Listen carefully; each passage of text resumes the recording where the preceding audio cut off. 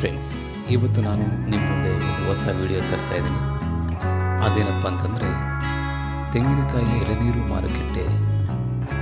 ತೆಂಗಿನಕಾಯಿ ಎಳನೀರು ಮಾರುಕಟ್ಟೆ ಇದು ಮಂಡ್ಯ ಜಿಲ್ಲೆಯ ಮದ್ದೂರಿನಲ್ಲಿದೆ. ಇದು ಎಳನೀರಿಗೆ ಹೆಚ್ಚು ಪ್ರಸಿದ್ಧಿಯನ್ನು ಪಡೆದಿರ್ತಕ್ಕಂಥ ಒಂದು ಮಾರುಕಟ್ಟೆಯಾಗಿದ್ದು, ಇಲ್ಲಿಂದ ಹೊರ ರಾಜ್ಯಗಳಿಗೆ ಮತ್ತು ಹೊರ ದೇಶಗಳಿಗೂ ಕೂಡ ಎಕ್ಸ್ಪೋರ್ಟ್ ಮಾಡಲಾಗುತ್ತದೆ.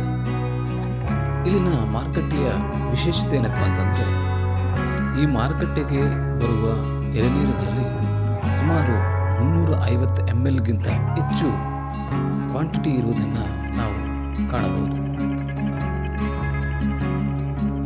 ಈ ಮಾರುಕಟ್ಟೆಯು ಬೆಂಗಳೂರು ಮತ್ತು ಮೈಸೂರು ರಸ್ತೆಯಲ್ಲಿ ಕಂಡುಬರುತ್ತದೆ.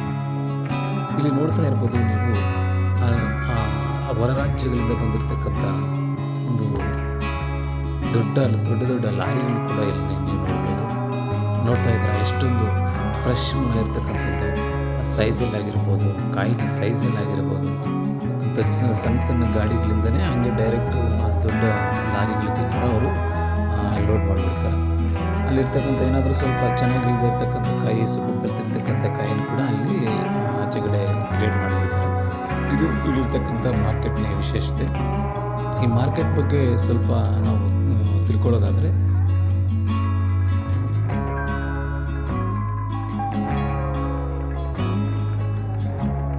ಕಾಯಿನ ಫ್ರೆಶ್ನೆಸ್ ಆಗಿರ್ಬೋದು ಎಷ್ಟು ಉತ್ತಮವಾಗಿದೆ ಅಂತಂದರೆ, ನಿಜವಾಗ್ಲೂ ತುಂಬ ಕ್ವಾಲಿಟಿ ಇರ್ತಕ್ಕಂಥ ಐಟಮ್ಗಳು ಸಿಗುತ್ತೆ. ಅದಕ್ಕೋಸ್ಕರ ಇಲ್ಲಿಂದನೇ ದೆಹಲಿ ಮತ್ತು ಹರಿಯಾಣ, ರಾಜಸ್ಥಾನ ರಾಜ್ಯಗಳಿಗೆ ಇವು ಅಷ್ಟೇ ಅಲ್ಲದೆ ಹೊರ ದೇಶಗಳಿಗೂ ಕೂಡ ಇಲ್ಲಿ ಪಾರ್ಸೆಲ್ ಮಾಡ್ತಾರೆ. ಅದಕ್ಕೋಸ್ಕರನೇ ಇಲ್ಲಿ ಈ ಮಾರ್ಕೆಟ್ ತುಂಬ ಫೇಮಸ್ ಆಗಿದೆ. ಈ ಸುತ್ತಮುತ್ತಲಿನ ಎಲ್ಲ ಒಂದು ಪ್ರದೇಶಗಳಿಂದನೂ ಈ ಮಾರ್ಕೆಟ್ಗೆ ಕಾಯಿ ಬರ್ತಾ ಇರ್ತದೆ. ನೋಡ್ತಾ ಇದ್ದೀರಾ ಎಷ್ಟೊಂದು ಉತ್ಕೃಷ್ಟವಾದ ಒಂದು ಕಾಯಿ ಆಗಿರ್ಬೋದು. ನಮ್ಮ ಕರ್ನಾಟಕದಲ್ಲಿ ಬಿಟ್ಟು ಬೇರೆ ಇವಾಗ ಆಂಧ್ರ ಪ್ರದೇಶ ಮತ್ತು ತಮಿಳುನಾಡಲ್ಲೂ ಕೂಡ ಕಾಯಿ ಬೆಳೀತಾರೆ. ಬಟ್ ಆದರೆ ಇಷ್ಟೊಂದು ಉತ್ಕೃಷ್ಟವಾಗಿರ್ತಕ್ಕಂಥ ಕಾಯಿ ನಮಗೆ ಸಿಗಲ್ಲ. ಅದಕ್ಕೋಸ್ಕರ ಇಲ್ಲಿರ್ತಕ್ಕಂಥ ಒಂದು ಮಾರ್ಕೆಟಲ್ಲಿ ಸಿಗೋ ಕಾಯಿ ತುಂಬ ಬೇಡಿಕೆ ಇರ್ತಕ್ಕಂಥದ್ದು ನಾವು ಕಾಣ್ಬೋದು. ಮಾರ್ಕೆಟ್ ಕೂಡ ತುಂಬ ವಿಶಾಲವಾಗಿರ್ತಕ್ಕಂಥ ಒಂದು ದೊಡ್ಡ ಮಾರ್ಕೆಟ್ ಆಗಿದೆ. ನೀವು ನೋಡ್ತಾ ಇದ್ದೀರಾ, ಇದೆಲ್ಲ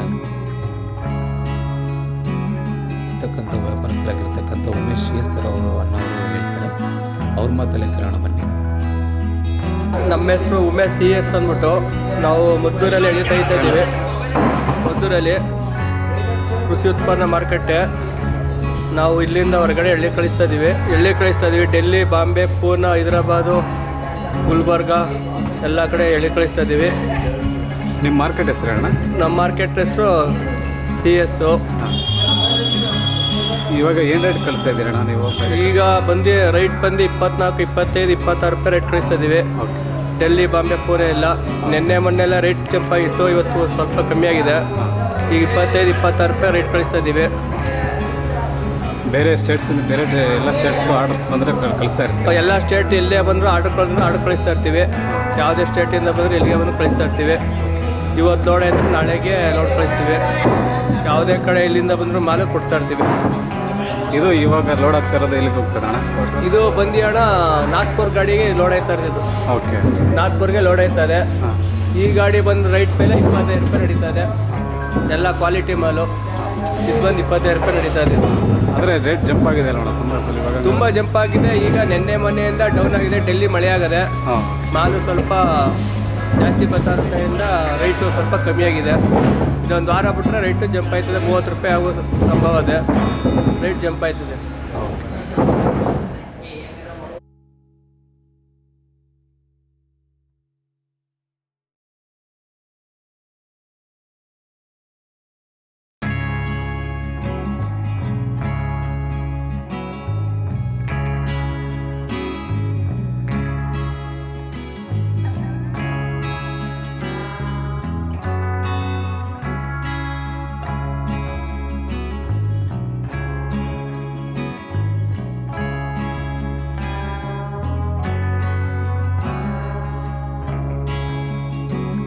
ಇಂತಹ ಇನ್ನಷ್ಟು ವಿಡಿಯೋಗಳನ್ನ ನಾನು ನಿಮ್ಮ ಮುಂದೆ ತರ್ತಾ ಇರ್ತೀನಿ.